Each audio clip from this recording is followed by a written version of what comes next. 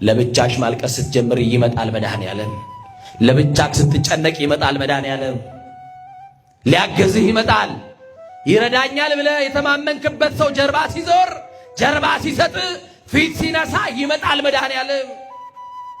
ብዙዎች ልብሳችን መቆሸሽን አይተው ሲጸየፉን የማይጸየፈን እጆቹን ዘርግቶ የሚያቅፈን የበረከትና የምሕረት አባት መድኃኔዓለም ይመጣል።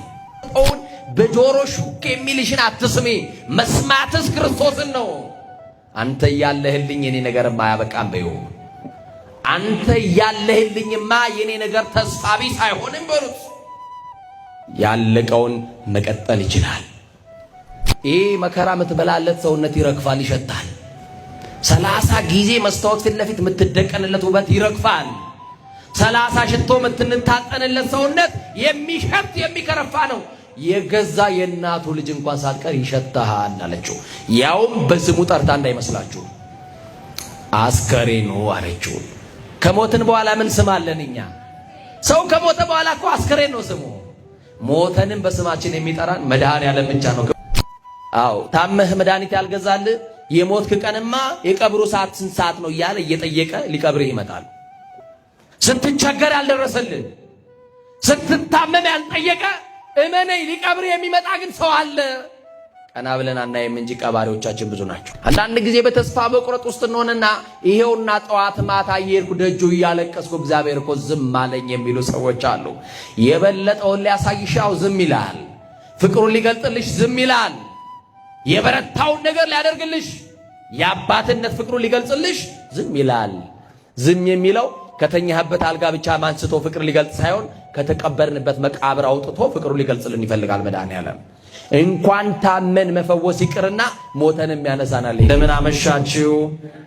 የቸርነትና የምሕረት ባለቤት እንድናመሰግነው ወዶ ይህችን ሰዓት ባርኮና ቀድሶ ስለሰጠን አምላካችን ስሙ የተመሰገነ ይሁን።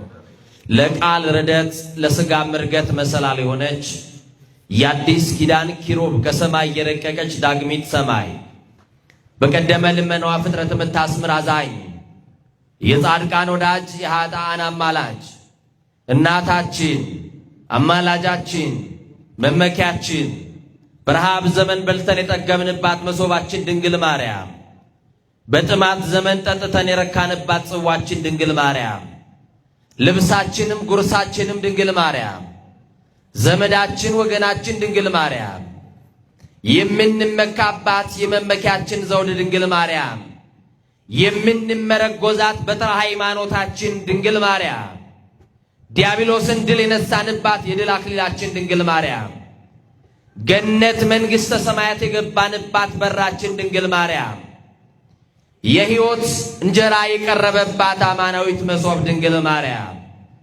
ብርሃን ያየንባት ዓይናችን ድንግል ማርያም ከፍ ከፍ ያልንባት መታያችን ድንግል ማርያም ከሞት ወደ ሕይወት የተሸጋገርንባት ድልድያችን ድንግል ማርያም ከኃጢአት ስጥመት የዳንባት መርከባችን ድንግል ማርያም በመላእክት በደቂቀ አዳም በልዑላኑ በትሑታኑ በሰማይና በምድር ውድስት የሆነች ድንግል ማርያም መርገመ ሥጋ መርገመ ነፍስ የሌለባት በረከተ ሥጋ በረከተ ነፍስ እያማለደች የምታሰጥ ድንግል ማርያም ሥላሴ ክብር የክብር ክብር ያጎናጸፋት የጌታችን የኢየሱስ ክርስቶስ እናት ድንግል ማርያም ከመንጸፈ ደይን ወደ ገነት ከሞት ወደ ሕይወት ከሐሳር ወደ ክብር ከጨለማ ወደ ብርሃን የወጣንባት ከትሕትና ወደ ልዕልና የወጣንባት ማረጊያችን ድንግል ማርያም የሕይወታችን የኑሯችን አጣፋጭ ቅመም ድንግል ማርያም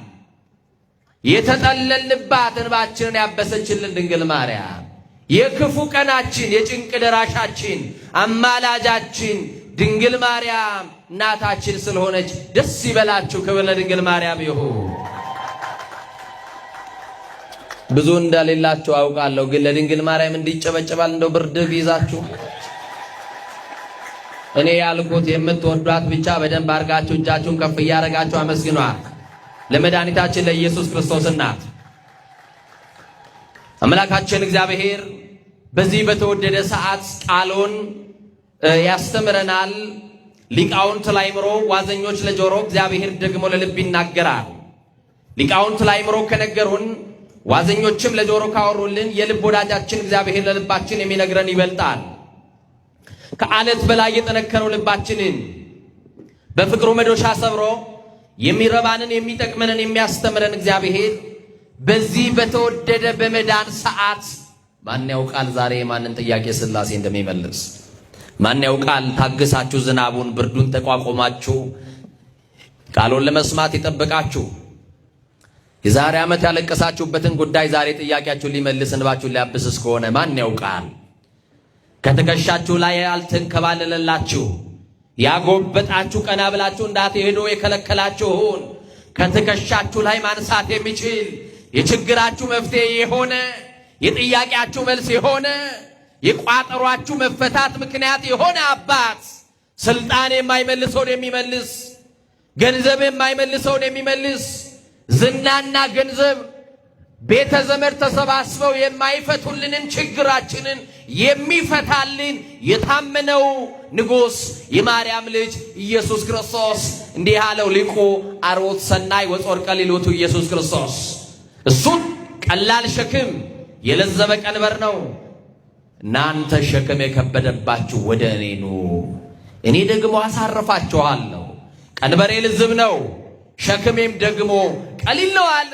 ለሰው ያልነገራችሁትን ከሰው የደበቃችሁትን በዝምታ የተዋጣችሁበትን በመንገድ ስትሄዱ እግል ያበደ እንዴ እጁን እያወራጨ ለብቻው እያወራ ይሄዳል ብለው ሰዎች ጣት የሚጠቁሙብን እኛና እግዚአብሔር የምናውቀው ጭንቀት አለ በቤታችን። እኛና እግዚአብሔር የምንተዋወቅበት ነገር አለ። ለጎረቤት ያልነገርነው ጎረቤት የማያውቀው ችግር፣ የቅርቤ ከምንለው ሰው የሸሸግነው ችግር አለ።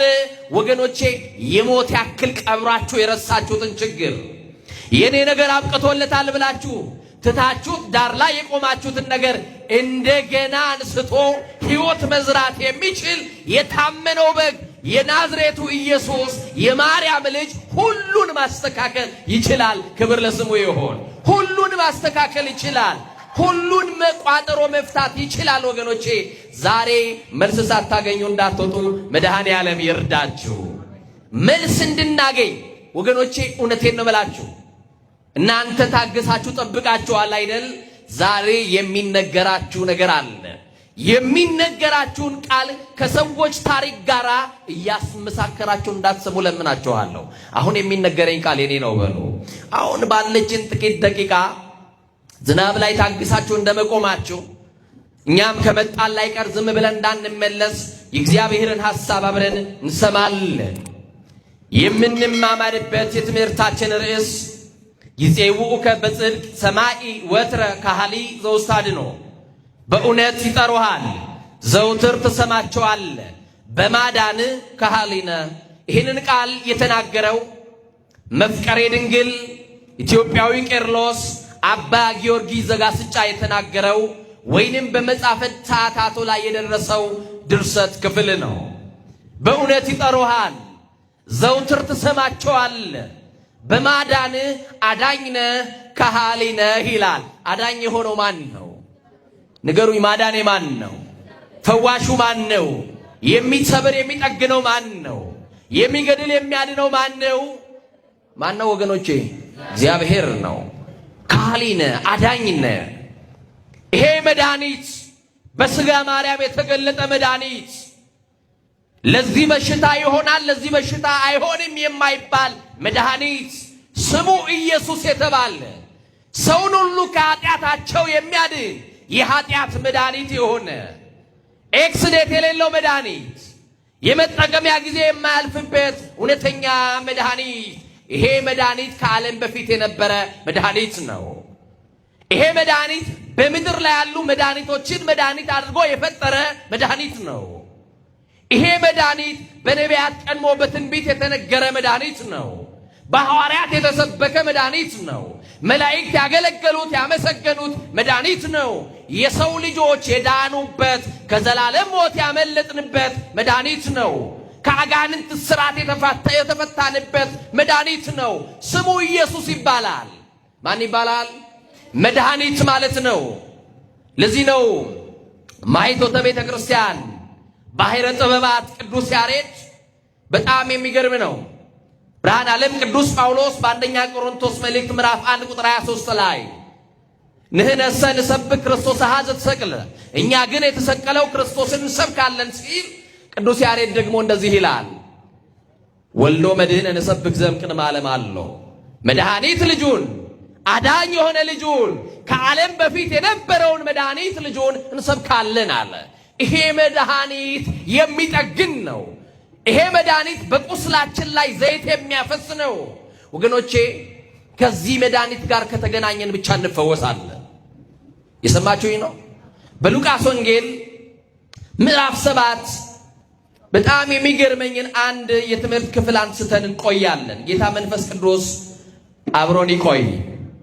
የሉቃስ ወንጌል ምዕራፍ 7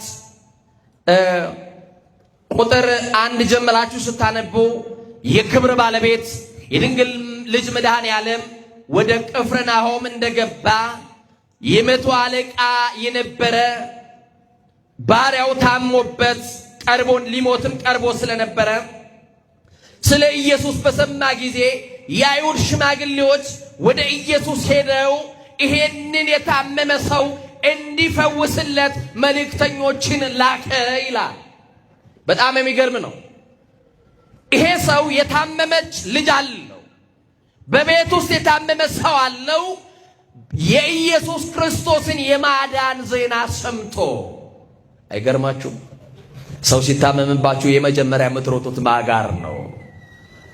ሰው ሲታመምብን የመጀመሪያው ፈርስት ኤድ ምንድን ነው? ፋርማሲ መውሰድ ነው? የምናውቀው መድኃኒት መስጠት ነው? ማሳገሻ ወይንስ ወዴት መውሰድ ነው? የዚህ ሰው መቶ አለቃ ነው፣ ወታደር ነው።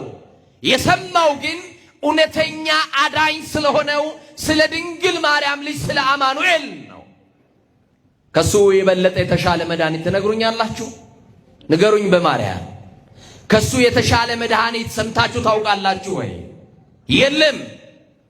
ይሄ መድኃኒት በከተማው ያለፈ ወደ ቅፍርናሆም ከተማ እንደገባ ሲሰማ እባካችሁ ልጄ ልትሞት ቀርባብኛለችና ፈውሱልኝ፣ ሂዱና ንገሩት ብሎ መልእክተኛ ላከ። ልኮ ብቻ አልቀረም። ይገርማችኋል። የአይሁድ ሽማግሌዎች ወደ እርሱ ላከና መጥቶ ባሪያውን እንዲያድን ለመነው። እነርሱም ወደ ኢየሱስ መጥተው ይህን ልታደርግለት ይገባል፣ ሕዝባችንን ይወዳል። ማንን ይወዳል?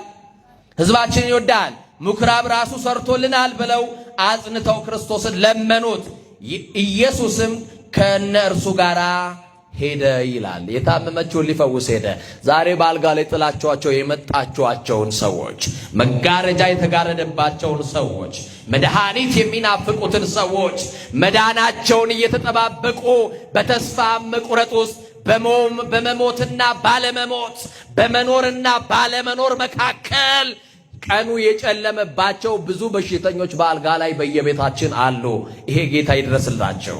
መድኃኒት የሆነው የመቶ አለቃውን ሳይንቀው የታመመችውን ሊያድን ሊፈውስ ተከተለና ምስክርነቱን ካደመጠ በኋላ ሄደ። ኢየሱስም ከእነርሱ ጋር ሄደ። አሁንም ወደ ቤቱ በቀረበ ጊዜ የመቶ አለቃ ወዳጆቹን ወደ እርሱ ላከ። አለው ጌታ ሆይ በቤቴ ጣራ በታች ልትገባ አይገባኝምና አትድከም አለ። ምቹ ቤት የለንም። እውነት እነግራችኋለሁ፣ ክርስቶስ ዛሬ ከእናንተ ጋር በቤታችሁ እመጣለሁ ቢለን፣ ዛሬ ከእናንተ ጋር እራት እበላለሁ ቢለን መድኃኔዓለም ቤታችን ምቹ አይደለም። ንትርክ አለ ቤታችን፣ ጭቅጭቅ አለ ቤታችን፣ አለመስማማት አለ ቤታችን፣ አለመግባባት አለ ቤታችን፣ ቋንቋችን ተደበላልቋል ቤታችን ውስጥ። ሚስት የምትናገረው ለባል አይጥማትም። ባል የሚናገረውን ሚስት አታዳምጥም። ወላጆች የሚናገሯቸውን ልጆች አይሰሙም። ቤታችን ውስጥ ፍቅር የለም። ቤታችን ውስጥ አንከባበርም። የክብር ጌታ ታዲያ ወደ እናንተ ቤት እገባለሁ ቢል ለክርስቶስ የሚሆን ስፍራ በቤታችን የለንም። እመኙን። ቤታችን በብዙ ኃጢአት ቆሽሿል። እንዲህ ያለ ይሄ መቶ አለቃ እኔ ኃጢአተኛ ነኝ፣ ከቤቴ ጣራ በታች ትገባ ዘንድ አይገባኝም፣ አትድከም፣ ብቻ ባለህበት ቃል ተናገር፣ የታመመው ብላቴና ይፈወሳል አለ። ወገኖቼ ይሄንን እምነት ለኔና ለእናንተ ያደርግልን። እንደው ቅዳሴ ልታስቀድሱ ስትሄዱ የታመመ ሰው በአልጋ ላይ ሆኖ በእምነት አንድ ነገር ያዛችሁ ይሆናል። በቅዳሴው ላይ በጸሎት አስቡኝ፣ አንድ ሰላም ለኪ በሉልኝ፣ አልያም ደግሞ የቅዳሴውን ጸበል ይዛችሁልኝ ኑ ብሎ በእምነት ይጠይቃቸዋል። በእምነት የጠየቀው ሰው ሲፈወስ በዓይናችን እናያለን። ወገኖቼ እኛ እኮ በሽተኞች ነን። ብዙ መጻጉዕ የሆኑ ብዙ በደዌ የተጠጉ ሰዎች ሲፈወሱ እናያለን። እኔና እናንተ ግን አንፈወስም። የብዙ ሰዎችን ምስክርነት እናዳምጣለን። እኛ ቆመን ግን ምስክርነት ለመስጠት አልቻልንም። እየሰማችሁኝ ነው?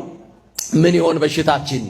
በዘር ካንሰር የተጠቃን፣ መንደር ውስጥ የወደቅን፣ ከክርስቶስ ወንጌል ዘር የበለጠብን መንደርተኞች ሆነናል። ክርስቲያን ደግሞ አጥር የለበትም።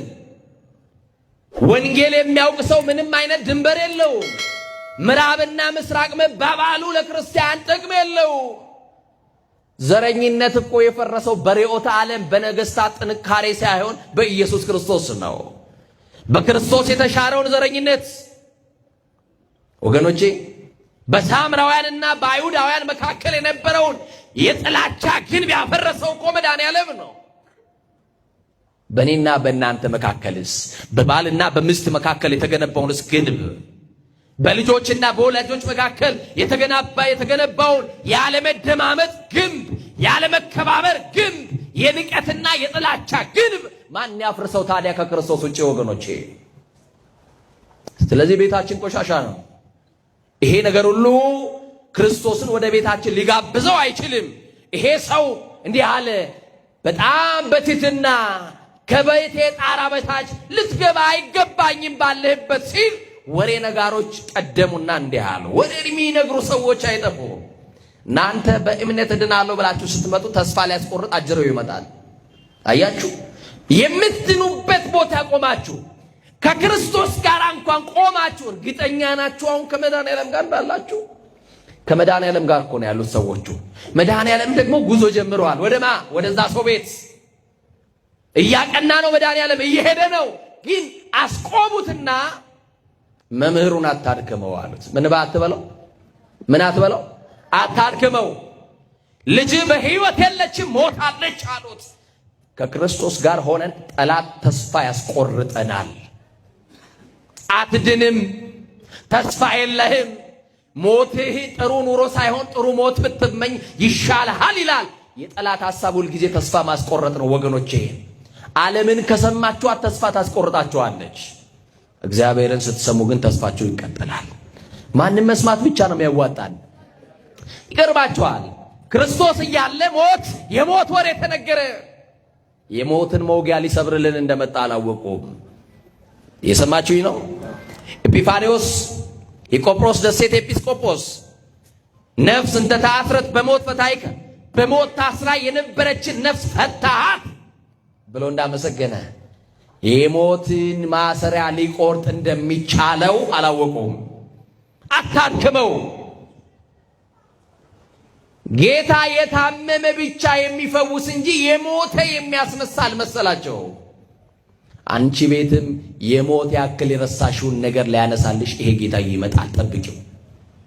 ተስፋ የሚያስቆርጠውን በጆሮ ሹክ የሚልሽን አትስሚ። መስማትስ ክርስቶስን ነው። አንተ ያለህልኝ የኔ ነገርማ አያበቃም በይው። አንተ ያለህልኝማ የኔ ነገር ተስፋ ቢስ አይሆንም በሉት። ያለቀውን መቀጠል ይችላል እግዚአብሔር። ይኸውላችሁ ከመጀመሪያ ብቻ ሳይሆን ከመጨረሻም የመጀመሪያ ማድረግ ይችላል።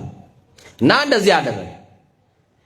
አይዞ ይህች ልጅ ተኝታ እንጂ ሞታ አይደለም ማለት። በክርስቶስ ዘንድ ሞታችን እንኳን የእንቅልፍ ያክል ተራ ነው። በማን በቃ ታሪካችሁን ችግራችሁን እያጋነናችሁ የኔ ችግር ከባድ ነው፣ የኔን ችግር ማልፈው አይደለም፣ በኔ አቅም የሚፈታ አይደለም እያላችሁ ብቻ ችግራችሁን እየቆለላችሁ የምትሄዱበትን ያለፈውን ዘመን እርሱት።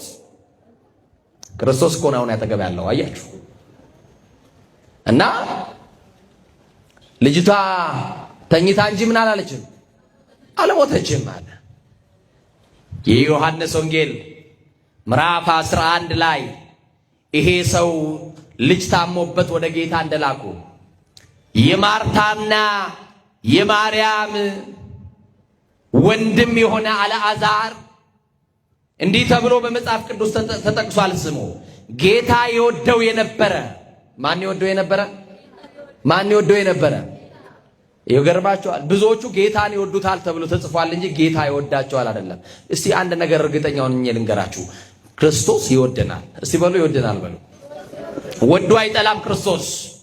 አፍቅሮ አይከዳም ክርስቶስ። ስሙ አይነክስም ክርስቶስ። ወረት አያውቅም፣ ማስመሰል አያውቅም። ኮንዲሽናል በሆነ ፍቅር አይደለም፣ ለዘላለም በሆነ መውደድ፣ ዘላለማዊ በሆነ ፍቅር የሚወደን መድኃኒዓለም ብቻ ነው አይደለም። እና በጣም የሚደንቅ ነው። ይወደው የነበረው ታመመ። ስሙ አልዓዛር ነው። ሲታመም ማርታና ማርያም እንዲህ አሉ፣ ስርማሹም ቅጠል በጣሹም አውቅልሃለሁ የሚለው አውቅልሻለሁ የሚል በዛ ዘመን አሉ ጠቢባን የተባሉ እጽዋት የሚያውቁ መድኃኒት የሚያውቁ ሐኪሞችም ነበሩ። ግን ወደ ተሻለው ሐኪም ወደ ክርስቶስ መፍትሄ ወደ ሆነው ጠባሳ ሳይጥል ወደሚያክመው ግርሻ የሌለበት ፈውስ ያለው መድኃኒት አዳኝ ወደ ሆነው ወደ ክርስቶስ እንዲህ ብለው ላኩ። የምትወደው ታሟል አሉት። እንደውም አልዓዛርም አላሉትም። ማን ታሟል አሉት? ግድ የለም ንገሩኝ። ምናልባት እናትሽ ወይም አባትሽ ወይም ከቤተሰብሽ መካከል ከቤተሰብ መካከል የታመመ ወንድም ዘመድ ካለ በጌታ ፊት ለፊት ተንበርክክና እንዲህ ብለህ ንገረው ለአማኑኤል የምትወደው ምን ብሏል? ከሰማይ የወረደው መድኃኒዓለም ማንን ስለሚወድ ይመስላችኋል? ንገሩኝ እንጂ። ጠፍተን ሳለን የፈለገን ባገኘን ጊዜ በትከሻው የተሸከመን አማኑኤል ማንን ወዶ ይመስላችኋል? እስራኤል ዘሥጋ እኮ እያመፁ በነቢዩ ሚልኪያስ እንዲህ ብሏቸው ነበረ። አፍቀርኩክሙ አላቸው። ወድጃቸዋለሁ። ምን ብያቸዋለሁ እንዴ? ኃጢአት እየሰራን የጥጃው ምስል እያመለክን ጣዖት ሰርተን እየተዳራን እንዴት እግዚአብሔር ወዳቸዋለሁ ይለናል ብለው ግራ ተጋብተው ለእግዚአብሔር ጥያቄ ጠየቁ። ምን ብለው? በምን ታፍቀርከና አሉት። በምን ወደድከን? ጠይቀሽ ታውቂያለሽ መድኃኒዓለም በምን እንደወደደሽ? ስራ አለን፣ የሚያስወድድ ነገር አለን፣ ለመወደድ ደም ግባት አለን፣ በጎ ስራ አለን።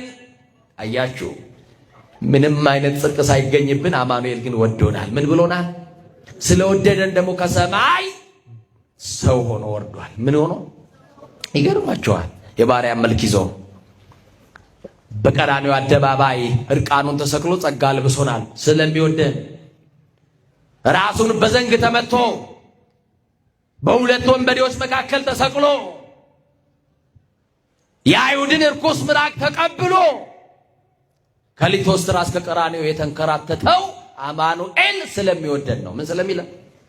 ፍቅሩን ይወላችሁ። በጣም የሚወድሽ በጣም የሚያፈቅርሽ ሰው ፍቅሩን በቀይ አበባ ሊገልጽልሽ ይችላል። አማኑኤል ግን ፍቅሩን በቀይ ደሙ ገልጦልናል። ያ ደም ደግሞ ለኔና ለእናንተ የኃጢአት ስርየት የተከፈለ ዋጋ ነው። ወደሙ ለኢየሱስ ክርስቶስ ያነጻሐነም ኩሉ ኃጣውኢነ ተብሎ ተጽፏል። የኢየሱስ ክርስቶስ ደም ከኃጢአት ሁሉ ያነጻናል። ከምን ሁሉ? ስለሚወደን ነው ከኃጢአታችን ያጠበን። ስለሚወደን ነው ከበደላችን ያጠበን፣ ኃጢአታችንን የሰረዘልን። እና ወደ ዋናው ሐሳብ ስመልሳችሁ የምትወደው ታሟል አሉት። ጌታ ሰማና ዝም አለ። ወንድሜ መከራ ውስጥ ሆነ ወደ እግዚአብሔር እየጮክ ዝም የሚልክ ያንተን ጉዳይ ትቶ እንዳይመስልህ። አንዳንድ ጊዜ በተስፋ መቁረጥ ውስጥ እንሆንና ይሄውና ጠዋት ማታ እየሄድኩ ደጁ እያለቀስኩ እግዚአብሔር እኮ ዝም አለኝ የሚሉ ሰዎች አሉ። የበለጠውን ሊያሳይሻው ዝም ይላል። ፍቅሩን ሊገልጥልሽ ዝም ይላል። የበረታውን ነገር ሊያደርግልሽ የአባትነት ፍቅሩን ሊገልጽልሽ ዝም ይላል። ዝም የሚለው ከተኛህበት አልጋ ብቻ ማንስቶ ፍቅር ሊገልጽ ሳይሆን ከተቀበርንበት መቃብር አውጥቶ ፍቅሩን ሊገልጽልን ይፈልጋል መድኃኒዓለም። እንኳን ታመን መፈወስ ይቅርና ሞተንም ያነሳናል ይሄ ጌታ። ታምናላችሁ? አታምኑም እንዴ? እና ምን አሉ? ነገሩና ዝም አሉ። ክርስቶስ ግን በዛ ቀን አልመጣም። አልመጣም ማለት ክርስቶስ አላሰበውም ማለት አይደለም። ጸሎቱን አልሰማም ማለት አይደለም። አይወደውም ማለት አይደለም። ዝም አለ። ዝም ያለው ዝምታው ለአንድ ቀን አይደለም፣ 2 ቀን። አልዓዛር ግን ሞቷል። 2 ቀን 3 ቀን። ይሄን ያክል ቀን ግን ክርስቶስ አልመጣም ነበረ። መድኃኔዓለም አንተ ብትኖርማ እገሌ ባልሞተ እያልን ብዙ ወዳጆቻችን በሞት የተነጠቀን ቀን በቁጭት መድኃኔዓለም ላይ አልቅሰን ይሆናል።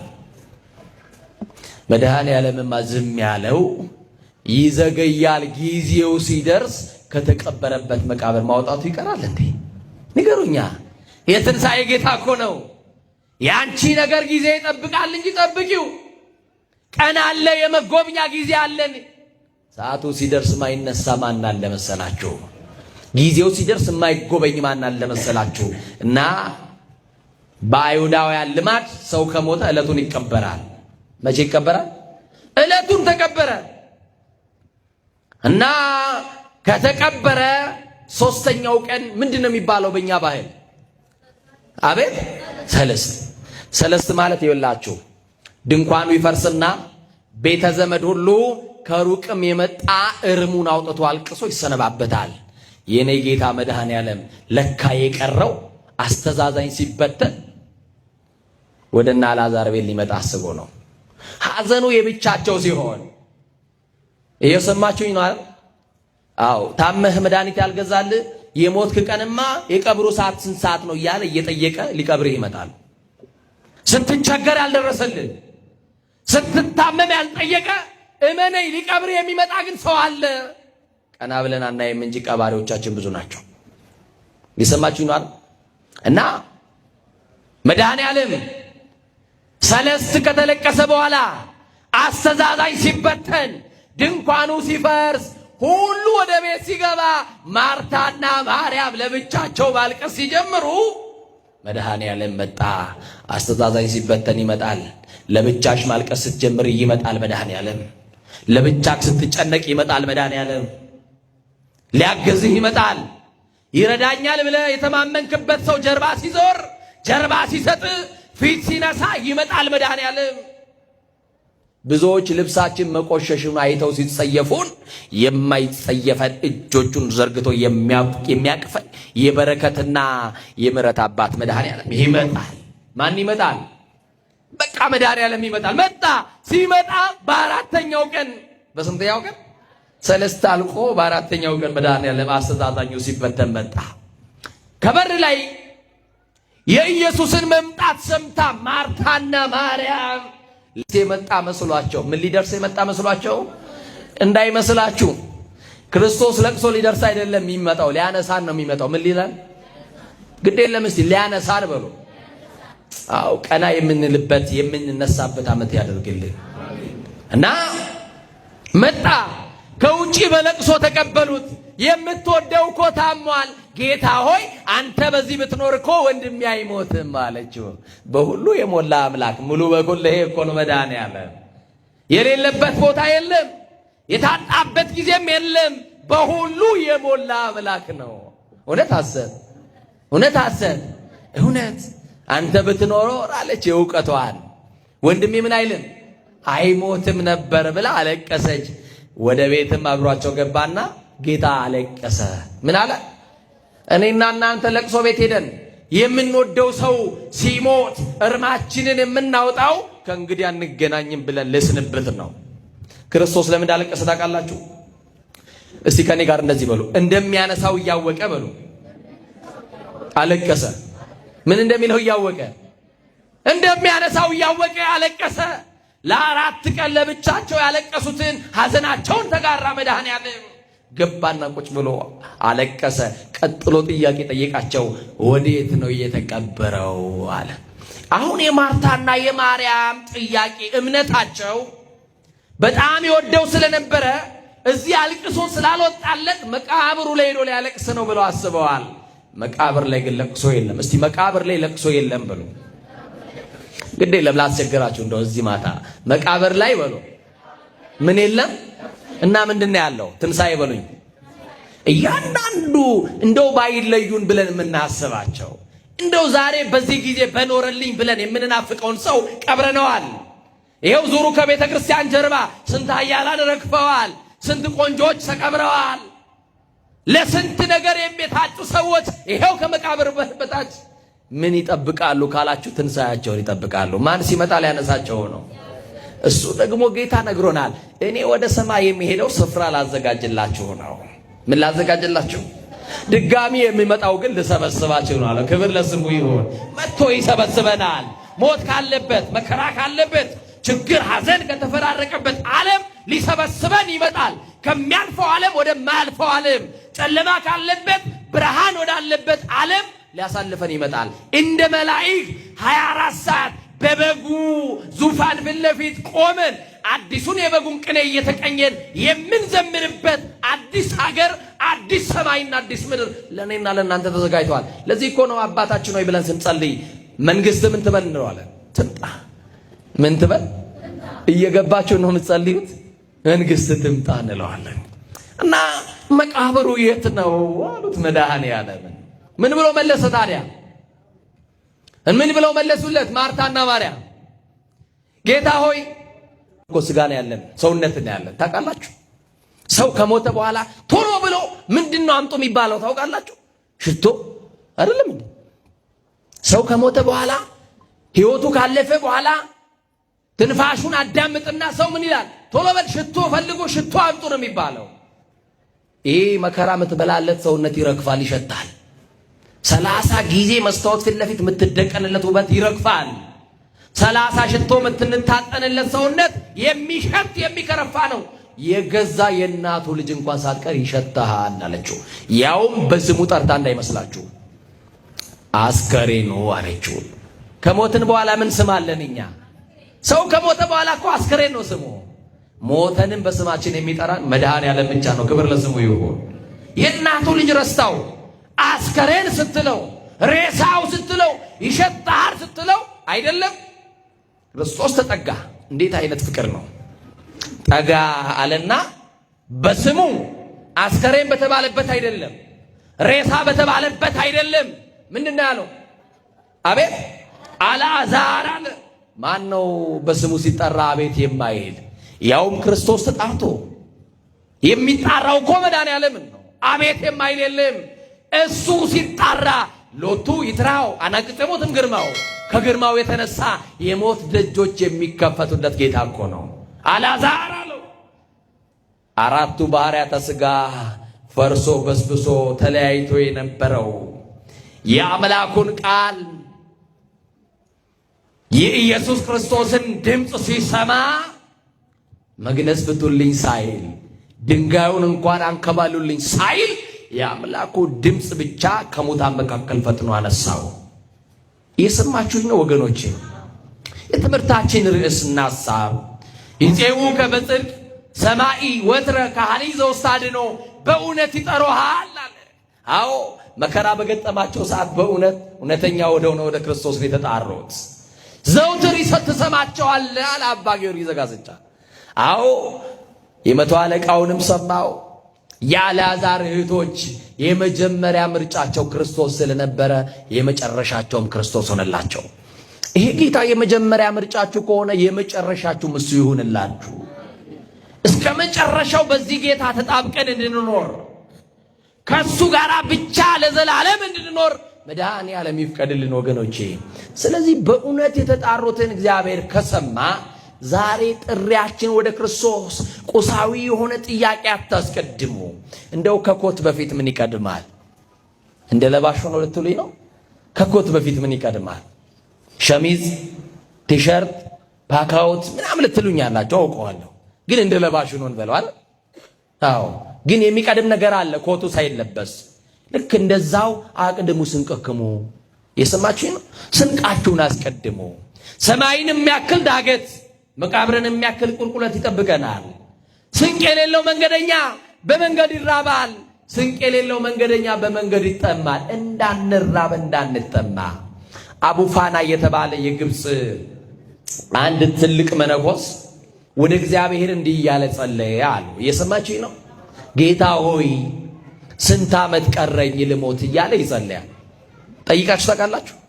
ስልካችሁን አሁን አውጥታችሁ ስታር 804 ምናምን አድርጋችሁ ብትሄዱ ምንድን ነው የሚነግራችሁ? ያለው ቀሪ ሂሳብ ይሄን ያክል ነው ይላል አይደል? ከሚስተር ኤክስ ጋር ላገናኘ አልችልም፣ ምክንያቱም ቀሪ ሂሳብ 0 ነው የሚል አይደል? እና አሁን ያለን ቀሪ እድሜ ስንት ነው ብለን ጠይቀን አናውቅም። ብንጠይቅኛ በጭንቀት ምን ሞት ይመስለኛል ብናውቅ፣ እግዚአብሔር ቢያሳውቀን። እሺ ለምሳሌ እድሜያችን 40 ዓመት የሆነ እድሜያችን 30 ዓመት የሆነ በቃ ያለ ቀሪ ሂሳብ 5 ዓመት ነው ቢባል 5ቱን ዓመት በንስሐ እንኖርበት ይሆን? 5ቱን ዓመት በቤተ መቅደሱ እናሳልፍበት ይሆን? የአመጽ ነው ይውላችሁ። ቀሪው እድሜ በልቼ ጠጥቼ ዘንጬ ተዝናንቼበት ነው ብለን የምናወጣበት ፕላን። አባ እንዲህ ብሎ ጸለዩ። መቼ ነው ስንት ቀን ነው ያለኝ ስንት ጊዜ ነው ሲለው የእግዚአብሔር መልአክ ወደ እርሱ መጣና እንደዚህ አለው፣ ተርፈከ 10 ብሎት ሄደ። የተረፈ የቀረ 18 ነው አለው። እስቲ በማርያም 18 ነው በሉ እስቲ። አትፍሩ፣ የእናንተ አይደለም ገና የእናንተ ብዙ ነው። እሺ 18 ነው በሉ እስቲ። ዓመት እንደሆነ እኮ አልተነገረው። 18 ዓመት ይሁን 18 ወር ይሁን 18 ሳምንት ይሁን 18 ደቂቃ ይሁን የሚያውቀው ነገር የለም። ግን ብቻ ያለ ቀሪ ዕድሜ 18 ነው ብሎ ተሰወረው። ከዛ በፊት እንዲህ አለው፣ ጌታ ሆይ ዕድሜን ከነገርከኝ ቀሪውን ዕድሜን እየሰማችሁን አይደል? ቀሪ ዕድሜን ከነገርከኝ በመሬት ሳልቀመጥ የጣመ የላመ ሳልበላ ስጋ ወይን ባፌ ሳላስገባ በምንጣፍ ሳልተኛ በጎኔም ሳልቀመጥ እጠብቅሃለሁ አለው። ትጠብቁታላችሁ ይሄንን ጌታ? አይዟችሁ ግድ የለም ትጠብቁታላችሁ።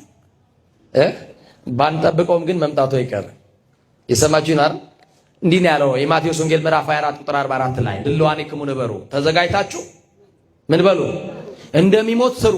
ይኸውላችሁ እኔ ጋር እስቲ ይህችን ቃል እንደው ላስቸግራችሁ። እንደሚኖር ስሩ በሉ እስቲ።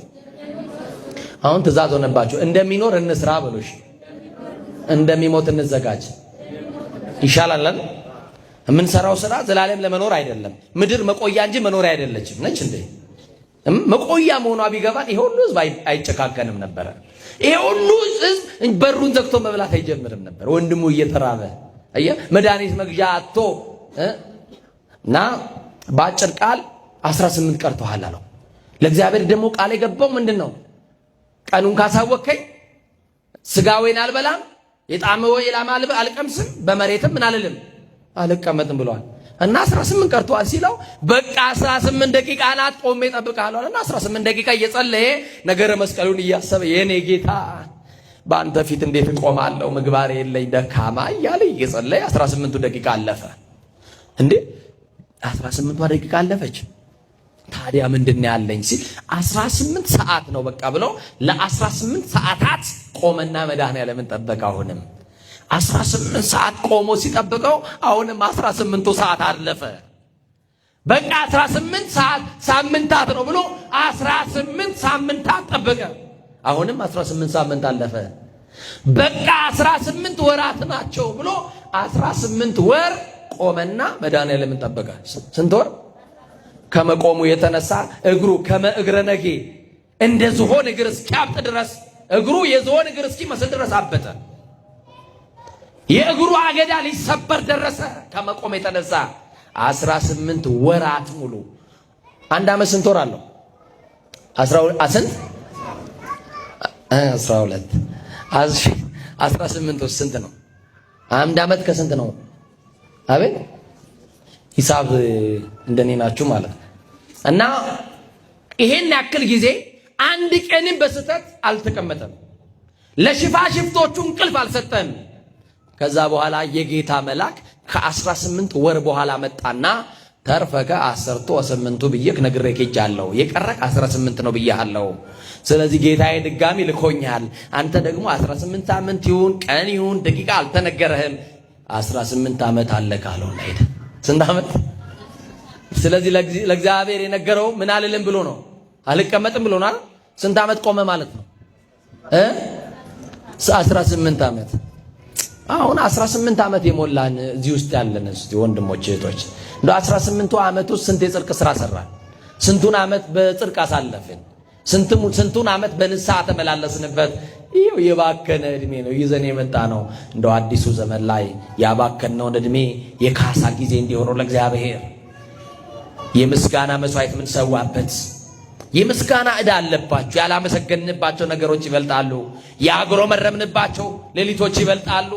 ተቀብለን እንዳልተቀበል፣ ተሰጥቶን እንዳልተሰጠን፣ እያለን እንደሌለን እግዚአብሔር ላይ ያጉረመረምንበት ዓመታቶች ይበልጣሉ። ስለዚህ የምስጋና ዕዳችንን የምናወራርድበት ዕለት እንዲሆን በዚህኛው ዓመት መዝሙር የምትሰሙበት ዓመት እንዲሆንላችሁ፣ በዚህኛው ዓመት በሁሉ የምታመሰግኑበት ዓመት እንዲሆንላችሁ አይኩትዎ በእንተ ኩሉ ተፈሱ በኩሉ ጊዜ በሁሉ የምታመሰግኑበት፣ በሁሉ የምትደሰቱበት፣ በሁሉ እግዚአብሔርን ተመስገን የምትሉበት ዓመት እንዲሆንላችሁ። ደግሞ ተመስገን ስትሉት በጉድለትም በሙላትም በማግኘትም በማጣትም በሐዘንም በደስታም የምናመሰግንበት የምስጋና ዓመት ያደርግልን። አሜን በሉ እንጂ አሜን በሉ። እና 18 ዓመት መድኃኔዓለምን ጠብቆት ከ18 ዓመት በኋላ መድኃኔዓለም ቅዱሳን መላእክትን አስከትሎ መጣና ነገረ መስቀልን እያሰብክ 18 ዓመት ዕለተ ሞትን እያሰብክ በመቆም ብሎ ቃል ኪዳን ሰጥቶታል ይላል። ወንድሞቼ እህቶቼ፣ ዕለተ ሞታችንን እናስብ። የሰማችሁን አይደል? ስለዚህ ንስሐ እንግባ። ያለፈው ዓመት አልፏል። የባከነው ዓመት ባክኗል። አሁን የተሰጠን የጸብ አይደለም። አሁን የተሰጠን የንስሐ ዓመት ነውና ጌታችን አምላካችን መድኃኒታችን ኢየሱስ ክርስቶስ እሱን እያገለገልን እሱን እያመለክን በአጸደ መቅደሱ ሆነን የገብረ ሕይወት የገብረ መንፈስ ቅዱስ አምላክ የተክለ ሃይማኖትን አምላክ የአቡነ ሀብተ ማርያምን የአባ ሳሙኤልን አምላክ የዜና ማርቆስን አምላክ የና ቅዱስ ታዲዮስን አምላክ እግዚአብሔርን የምናመሰግንበት የምስጋና ዓመት ያድርግልን። በዝናብ ቁጭ ብላችሁ እንደጠበቃችሁ እርጥብ ነው ከሰማይ የወረደው ሁሉ በረከት ነውና ቤታችሁ ሁሉ እንዲወርጥብ ይጠብቃችሁ። ቤታችሁ ሁሉ በረከት ይጠብቃችሁ። ያላሰባችሁትን ነገር አገኙ። ያልታሰበ ሲሳይ መድኃኔዓለም ይስጣችሁ። መድኃኔዓለምን ታግሳችሁ እንደሰማችሁ ደግሞ ጠብቆ እግዚአብሔር በትዕግስታችሁ ያልተስተካከሉ ነገሮቻችሁን በዚህ ሳምንት ያስተካክልላችሁ። የራቀው ነገራችሁን ሥላሴ ያቅርብላችሁ። የጠመመው ነገራችሁን ሥላሴ ያቅናላችሁ። መራራ የሆነባችሁን የኑሯችሁን ጉዳይ መድኃኔዓለም ያጣፍጥላችሁ። የእመቤታችን ቅድስት ድንግል ማርያም የእናትነት ፍቅሯን ያብዛላችሁ። የተክልዬ ጸሎት የገብረ ሕይወት ጸሎት ሁላችን ይጠብቀን። ወስብሐት ለእግዚአብሔር።